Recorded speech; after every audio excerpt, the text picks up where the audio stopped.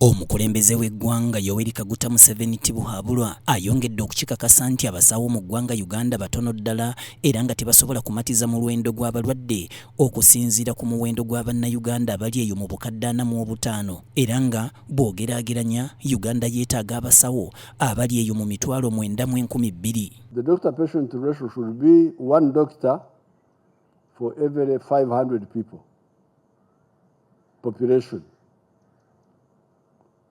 Which means Uganda, with a population of 46 million people now, we need 92,000 doctors.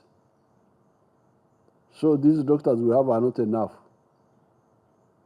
We need more.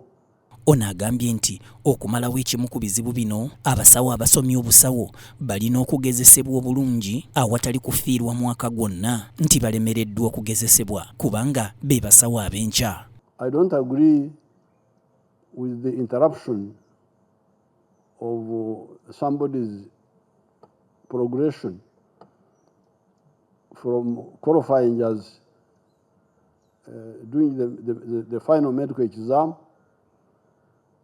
and then you lose a year before you go for internship. You must continue.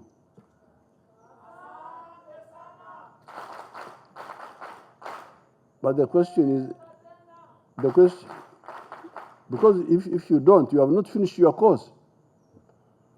If you don't do internship, you have not finished the course. Wabula ekizibu ekirinnye enkanda g'ensangi zino ky'ekyabasawo bano okugezesebwa ng'ekitongole kigamba nti tekirina nsimbi zimala kusindika basawo bano mu malwaliro ga njawulo kubeera nga bagezesebwa olw'ensonga nti bano gavumenti yerina okubasasulira. Wakati mu mbeera eyo pulezidenti ayongedde okukomerera omusumaali ogwa inchi 6 n'agamba nti ensimbi ezisobola okukola ekyo teziriiwo olw'ensonga nti gavumenti eyina ebintu bingi mu erina okuteeka ensimbi era wano kwe kubatema nnamwandu kaatema omusika nti oyo abeera yabasasulira nga basoma abasasulire ne mu kugezesebwa. But the question now is who pays for the internship?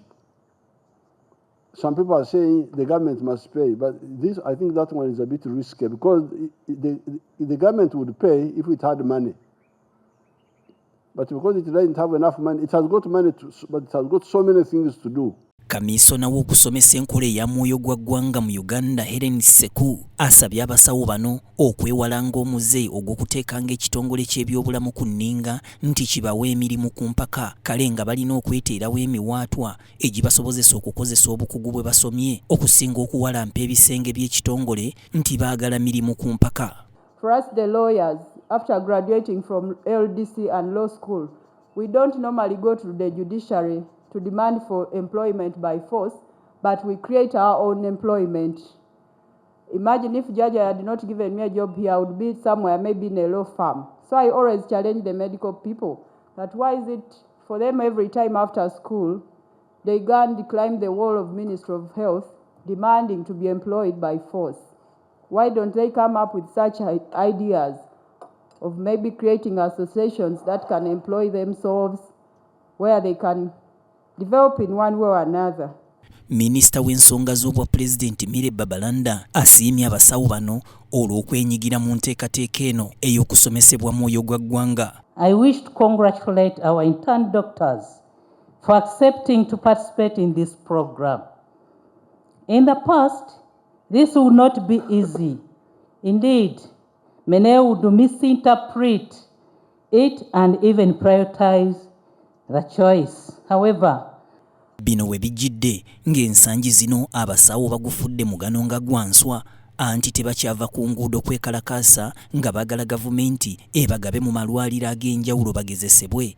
Bwe bamala okugezesebwa ebawe emirimu ate bwe mala okubawa emirimu ebawe n'akasente akasava so nga n'abo abaaweebwedde emirimu abali mu kukakkalabya baagala babongeze wamma ggwe embeera ebagondere ng'enjogera y'ennaku zino bw'egamba nti ebeere ya Lakizale naye abaffe omusimbi guno ekitongole kigulina.